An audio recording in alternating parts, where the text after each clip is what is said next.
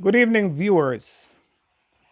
Let me take this opportunity to say thanks to those of you who continue to provide me with your critical feedbacks, and the level of support also that some of you gives is deeply appreciated. Continue to share this channel with others who you think can benefit from it. And you know how that's life is. We help each other, we educate each other. As the good old book says, that iron sharpeneth iron. So the insight of one can enlighten the mind of others. Yesterday, something historic happened here in the island of Barbados.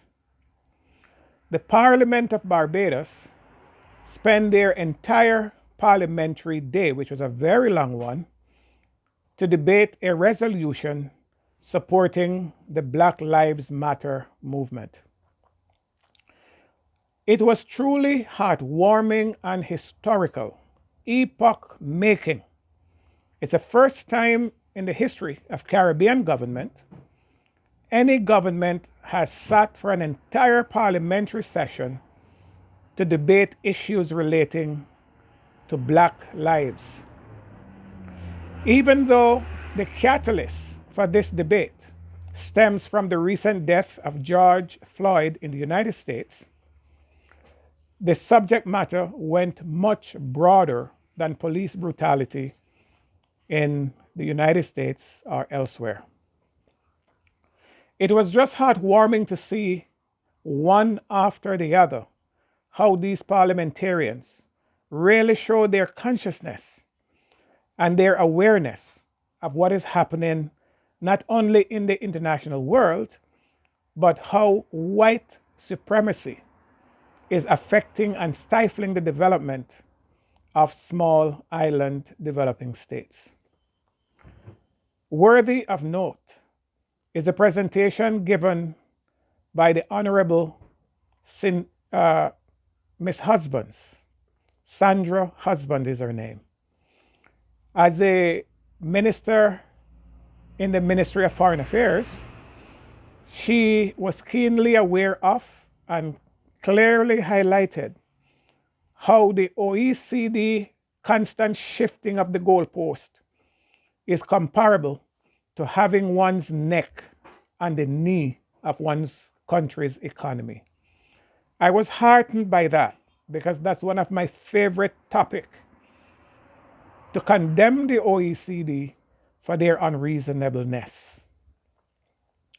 The mention was made by one of the parliamentarians of the fact that Britain, who, when slavery ended, pays the slave owners 20 million pounds, which today, in today's economic calculation, represent billions of pounds to those who have lost their property, their slaves. And it took over 100 years for Britain to repay that loan. Now, what was highlighted there is how different it is that Britain could secure a loan that lasted for over 100+ years to repay. And Caribbean governments and small island developing states, when they get loans from the IMF, from the World Bank, whichever the lending agencies, they have such a short time to repay those loans. You can understand why the economies of these small island developing states are not growing, cannot grow. And every attempt for these economies to grow, the OECD shift the goalposts to stifle their growth. So indeed, it was really heartening to see how these parliamentarians clearly articulate the unfortunate situation that these small island developing states find themselves in because of white supremacy. Something was also very heartening to me in that parliamentary debate. 20 years ago, yours truly had the privilege of serving as the public relations officer for a non-government organization here called Congress Against Racism Barbados, Inc. On that committee, we had the privilege of going across the island of Barbados, sensitizing people as we were preparing to attend a world conference, the United Nations World Conference Against Racism, Xenophobia, and Related Intolerance in Durban, South Africa. So it was an interesting time in Barbados. So we were going around the island, sensitizing the nation as to the importance of that world conference. One of the members of parliament who spoke yesterday in the Barbados Parliament attended that sensitization meeting. And at that meeting, the member of parliament said one of the most backward things that you could ever hear from a black minister of government. The minister said then, and I'm quoting him directly, that slavery has done black people a good because he now have the chance of serving as a minister in government. He was harshly condemned publicly in that meeting and made a half apology. But strange enough, yesterday his contribution clearly shows that he has repented and he's like a new man. Certainly, I wholeheartedly forgave him for his ignorance. Welcome to the light. I will not call his name, but I'm sure he knows who he is. In recent weeks, there has been this ongoing call for the removal of Confederate flags, Confederate monuments, and Confederate statues from across the world. We here in Barbados have one of them. We have the statue of Lord Nelson that adorn the center of the city of Bridgetown.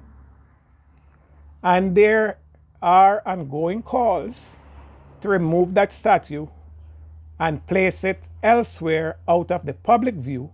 If the public want to view that statue, they have the option of going to the museum or to any other place made by the government to accommodate it. Now, Lord Nelson, Horatio Lord Nelson, is a pro-slavery or was a pro-slavery activist.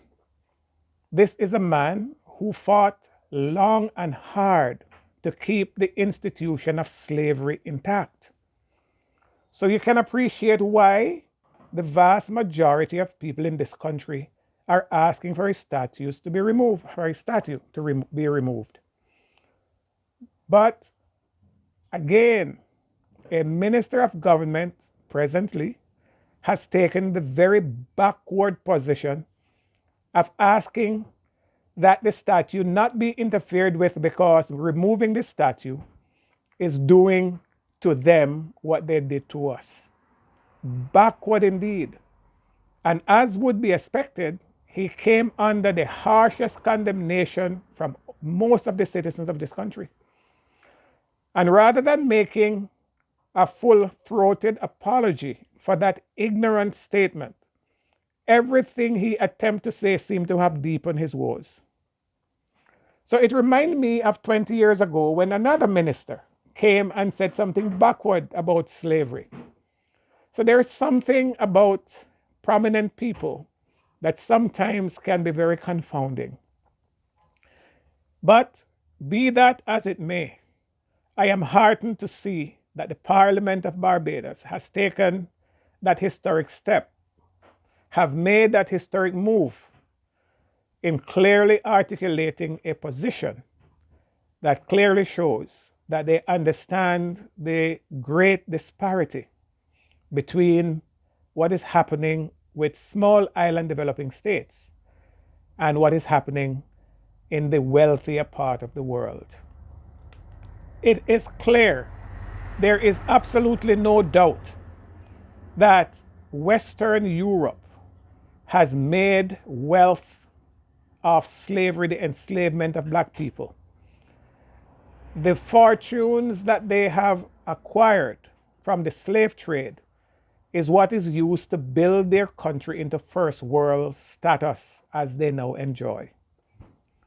And small island developing states, which were former colonies where slaves were working, these people are now left to be burdened with the high cost of education, healthcare, public transportation, just to name a few. And these heartless people continue to pile the burden on. Every attempt that is made to help ourselves is met with some kind of resistance by these evil forces. So, the Parliament of Barbados is to be commended. I look forward to hearing other parliaments in the Caribbean take similar steps to sensitize the public of the evil of the institution of slavery in the past and how the vestiges of it continue to shackle our economic growth. There are always going to be those who resist positive change for whatever reason. 1980 or somewhere around there, there were heads of states hemispheric summit that was held in Canada. And a part of the discussion in that hemispheric summit was Nelson Mandela imprisonment. And when a vote was taken to free Nelson Mandela, you would be surprised to know that the vote that caused Nelson Mandela to remain in prison was cast by former Prime Minister of Jamaica, Edward Seaga. Yes, we have these reactionary forces in our midst. Of course, Edward Seaga is no longer alive, and he had the distinct pleasure of being visited by Nelson Mandela to say to him, I have forgiven you for that action. There was also a meeting in the House of Lords in England that discussed the question of reparations for slavery, the enslavement of black people. And there were two votes that went against a favorable outcome for that reparations meeting. And guess who those two votes were?